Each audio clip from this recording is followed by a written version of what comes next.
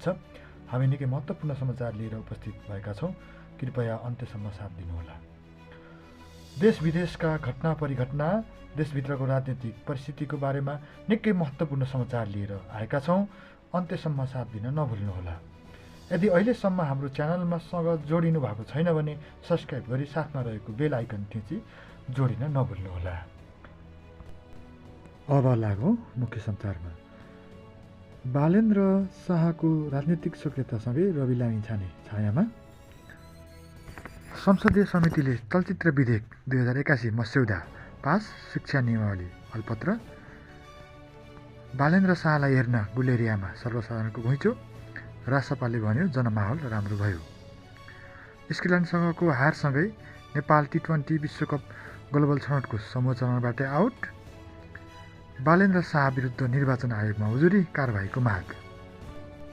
अब लागौँ समाचार विस्तारमा। राष्ट्रिय स्वतन्त्र पार्टीका वरिष्ठ नेता बालेन्द्र शाह गुलेरिया आउँदा सर्वसाधारणको थामी नसक्ने घुइँचो देखिएको छ। सोमबार अपराह्न शाह नेपालगञ्ज हुँदै गुलेरियाको राधाकृष्ण चोकमा पुग्दा सर्वसाधारणको घुइँचो देखिएको हो। शाहलाई हेर्न दिउँसो 1 बजेदेखि नै समर्थक तथा सर्वसाधारणको चोकमा उत्साहजनक उपस्थिति थियो। भिडलाई नियन्त्रण गर्न प्रहरीलाई हम्मे परेको थियो। शाहको गाडीबाट हात हल्लाएर घन्टी बजाउँदै सर्वसाधारणको अभिनन्दन स्वीकार गरेका थिए। शाह नेपालगञ्ज, बर्दियाको बाँसगढी, मैनापोखरा, गुलरिया, मधुवन र राजापुर हुँदै आजै कैलालीतर्फ जाने जनाइएको छ। र यो माहौल देखेर रासपाले आफ्नो पार्टीको माहौल देशभर चाहिँ विस्तार भएको र आउँदो फागुन 21 को चुनावमा आफ्नो पार्टीले बहुमत लिएर सरकारको निर्माण गर्ने चाहिँ आशय व्यक्त गरेको छ। काठमाडौँ महानगरपालिकाका प्रमुख बालेन्द्र शाहले नेकपा एमालेका अध्यक्ष तथा पूर्व प्रधानमन्त्री केपी शर्मा ओलीलाई लक्षित गरी सामाजिक सञ्जालमा गरेको टिप्पणीबारे निर्वाचन आयोगमा उजुरी परेको छ। धर्मराज तिमिल सिन्हाले दर्ता गराएको उजुरीमा शाहको अभिव्यक्तिले घृणा फैलाएको, तथ्यहीन आरोप लगाएको र निर्वाचन आचार संहिता उल्लङ्घन गरेको भन्दै आवश्यक कारबाहीको माग गरिएको छ। एमाले अध्यक्ष ओलीले हालै सार्वजनिक रूपमा सबै राजनीतिक दलका प्रमुख नेताहरूबीच पारदर्शी, बौद्धिक र नम्रतामा आधारित विभिन्न डिबेटको प्रस्ताव राख्दै लोकतान्त्रिक अभ्यासलाई बलियो बनाउनु पर्ने अभिव्यक्ति दिएका थिए।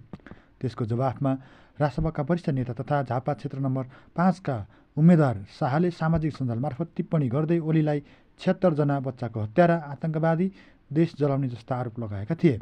उजुरीकर्ता तिमिल सिन्हाका अनुसार शाहका यी अभिव्यक्ति लोकतान्त्रिक बहसको मर्म विपरीत, घृणा फैलाउने, मानमर्दन गर्ने, अपूर्ण आरोप लगाउने र निर्वाचन प्रक्रियामा नकारात्मक प्रभाव पार्ने खालका छन्।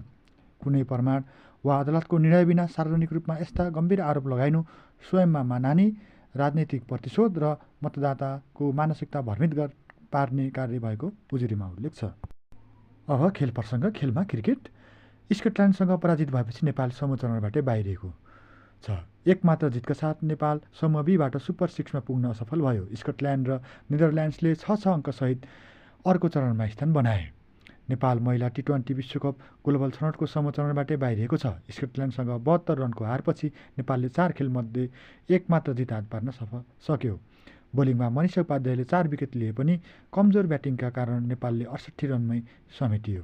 141 रनको लक्ष्य लिएर आएको नेपाल जित्नै पर्ने खेलमा 13.5 ओभरमा 9 विकेट गुमाउँदै 68 रन मात्र बनाउन सक्यो। ब्याटिङका क्रममा 5 रन बनाउँदा घाइते भएर क्रिज छाडेकी कप्तान इन्दु वर्मा पुनः ब्याटिङमा आइनन्। नेपालले 4 खेलमा 1 खेल मात्र विजय हात पार्न सक्यो। नेदरल्यान्ड्स र स्कटल्यान्ड 6 अङ्क साथ थाइल्यान्ड 4 अङ्कसहित समूह बीबाट सुपर 6 मा प्रवेश गरेका छन्। जिम्बाब्वे भने सबै 4 खेलमा पराजित भयो। नेपालबाट सम्झना खड्का 7, बिन्दु रावल 14, पूजा महतो 2, कविता जोशी 6, सीता राणा मगर 2, रुबिना छेत्री 10 र कविता कुँवर 0, रिया शर्मा 1 र मनिषा उपाध्यायले 2 रनमा आउट भइन्। रोमा थापाले 11 बल खेल्दै समान 1 चौका र 1 छक्का प्रहार गरी आउट भइन्। संसदीय समितिले चलचित्र विधेयक 2081 को मस्यौदा प्रतिवेदन पारित गरेको छ। सोमबार सिंहदरबारमा बसेको सङ्घीय संसद राष्ट्रिय सभा अन्तर्गत विधान व्यवस्थापन समितिको बैठकले सो विधेयक परिमार्जनसहित पारित गरेको हो। समसामयिक हुने गरी सो विधेयकलाई पारित गरिएको समितिकी सभापति तुलसा कुमारी दाहालले जानकारी दिनुभयो। सभापति दाहालले आफूहरूले 2026 सालमा बनेको ऐनलाई हरेक दफाहरूमा हेरेर समसामयिक बनाउने प्रयास गरिएको बताइन्। उनले भनिन्, धेरै संशोधनहरूलाई स्वीकार पनि गरिएको छ। अहिले जुन यो डिजिटलको युग छ, त्यो युग अनुसार हामीले यो विधेयकलाई परिमार्जन गरेका छौँ। विधेयकमा सेन्सर बोर्डको ठाउँमा प्रमाणीकरण समिति राखिएको छ। त्यसै गरी सो समितिको अध्यक्षमा विज्ञहरूलाई नियुक्ति गर्ने प्रावधान राखिएको छ। सभापति दाहालका अनुसार सो विधेयकको मस्यौदा प्रतिवेदनलाई भोलि मङ्गलबार बस्ने राष्ट्रिय सभाको बैठकमा पेश गर्ने कार्यसूची तय गरिएको छ। निर्वाचन लक्षित सिन्डिकेट उत्पादन कम देखाएर अन्डामा मूल्य वृद्धि।